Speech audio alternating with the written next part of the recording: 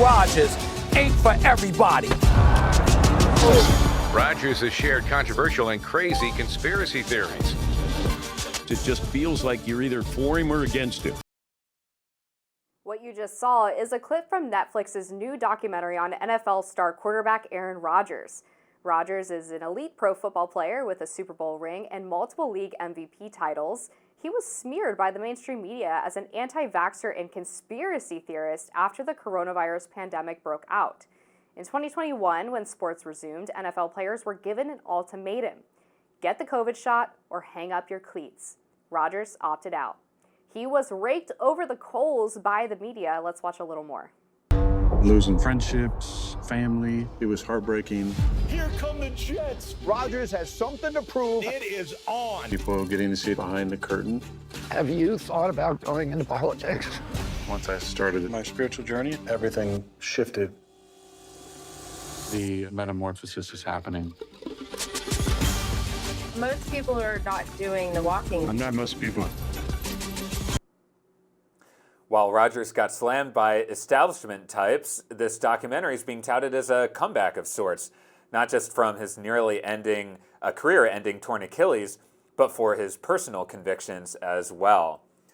Well, I'm a Green Bay Packers fan, so Aaron was our longtime quarterback. I have a lot of thoughts and feelings about him. He brought us to the promised land with the Super Bowl, and I should disclose that I'm a part owner. Okay. I'm a proud shareholder of the Green Bay Packers. I do attend the shareholders meetings, and I stick to the end with the marketing and audit committee updates. Most people just stick around for the fun football updates. But I think Aaron Rodgers is an important sports figure to look at in the lens of how our politics has shifted. Aaron Rodgers, we hear about the ayahuasca and things like that, which I've never done myself. Can't say I have either. Yes, although I hear a lot of great things about it. You know, he basically, him and I, we do have some mutual friends, and from all accounts, he was basically a liberal hippie from Northern California, and he has stood up for a number of important causes, including human rights in the Democratic Republic of Congo and many other important issues. But that all started to change in 2020 and 2021 with the COVID pandemic, and his choice to, in his words, get, quote, immunized when he actually did not get the COVID shot. He ultimately got COVID, had to sit out of at least one game due to the NFL policy, and as a result, it became public that he was against getting the vaccines, and then basically all hell broke loose as a result of that, and he became a figure on the right. But my point in sharing this transformation is because there are many people in the country who I would call independent populists, who used to be more on the left or more independent leaning in general, and have shifted to the right and shifted towards Trump. It's the Aaron Rodgers kind of Joe Rogan ecosystem of people. Elon Musk is part of that as well, and these are all people who formerly voted Democratic but now voting for Trump. And it's important to look at that story because I think people like Aaron Rodgers feel like he's been attacked by a lot of people on the establishment left, and despite having some sympathy for a lot of left issues, got pushed to the political right, where he wants to be able to speak more freely about things. And for people who only get their view of Aaron Rodgers through reading the New York Times, I encourage you to check out the Pat McAfee show, where he goes on once a week, and you get to know him more as a person. You may disagree with his views, but at least you can humanize him as a person. He's not an evil person. He is a person that is an independent thinker, and certainly espouses a number of views that I disagree with. I should note that, but at the same time, he's a very interesting voice right now. Yeah, I love his appearances on the Pat McAfee show. And when you go back to what he was saying about the pandemic and the vaccines, he turned out to be right about a lot of it. I mean, his whole point was we are some of the healthiest people in the world, being professional football players, particularly quarterbacks. I mean, linebackers might be a different story. They have comorbidities potentially through obesity. But when you're a quarterback, you're not having that issue. And the vaccine was most beneficial in reducing death and severe side effects for people who had multiple comorbidities. Maybe didn't need to be taken by people who were otherwise healthy. We know now that the vaccine did not stop you from actually getting COVID or spreading COVID, but it was more about reducing the symptoms. And what I always found interesting about this story about Aaron Rodgers as well is that he was not the only NFL player who was skeptical of getting the vaccine. Right. In fact, my quarterback, Lamar Jackson, at the Baltimore Ravens, gave multiple public interviews ahead of that season where he talked about how he was not planning on getting the vaccine and was actually really nervous about it because of the emergency use authorization. And he did not get the same backlash that Aaron Rodgers did. I don't know why that is, but that was indeed the case. And I think you're right about this problem on some parts of the left where they're not really interested in having legitimate debate about issues. It's more of an ideological purity test. And if you fail any iota of that ideological purity test, you become persona non grata. And if the right is there with open arms saying, come in, we're willing to have this discussion with you, why wouldn't they want to jump ship, so to speak, and talk to people who might be more open-minded about their views?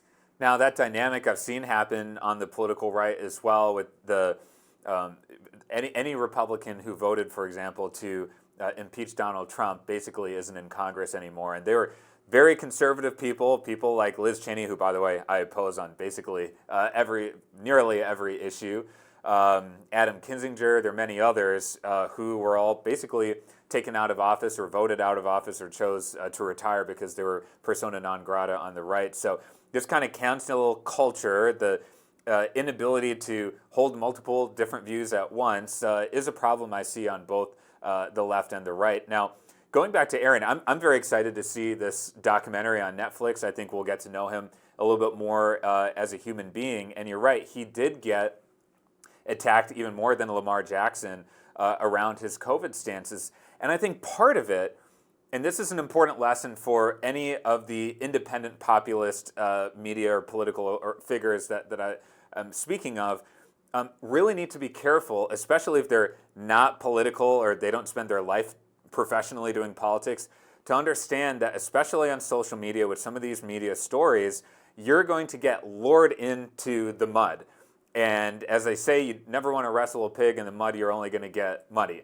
And I think Aaron has invited a lot of criticism. I kind of wish that I could have helped steer him in a little bit of a better direction and know when he's getting egged on or when he's getting lured into stories that he should not be a part of, because that was a real dynamic. And that led to Aaron saying even more questionable things and getting more into a corner that I think he didn't want to get into. And so I think a lot of people like Aaron, they come into politics with really good intentions and really get kind of torn up as a result of it. And then you feel just kind of disillusioned as a result of it. Like, there are a lot of good things that you can do by being involved in politics. You just got to be careful about not getting into what I call the polarization vortex. Yeah, and part of it is not necessarily their fault either, though, because it seems like everything is political now. And even if you express religious beliefs like Harrison Butker did, giving a commencement address at a Catholic college, all of a sudden he was a political lightning rod from both the left and the right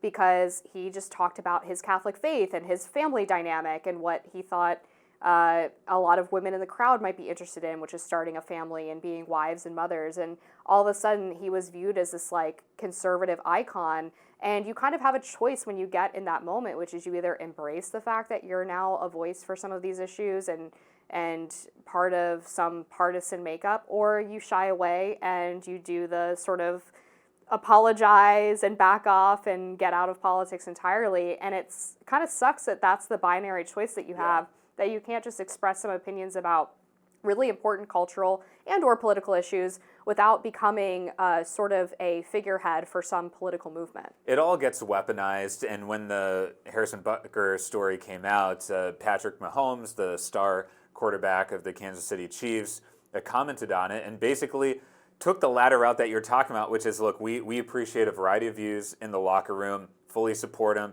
not necessarily agreeing with everything he says. And I actually think that's a beautiful sentiment because the spirit in an NFL locker room where you have people coming from extremely different backgrounds, frankly, the kind of backgrounds we were talking about in the diversity story earlier, from very different class backgrounds, certainly different racial and religious backgrounds, and you're all brought together to serve a higher purpose, which is to go play a great game and ultimately win. And I think that, that part of the spirit of the locker room, I'm not saying everything in the locker room is great, but that part I think is something that our politics can learn from. I think it's something that Congress can work from, because at the end of the day, we are coming from all these different racial, political, religious, class intellectual kind of backgrounds.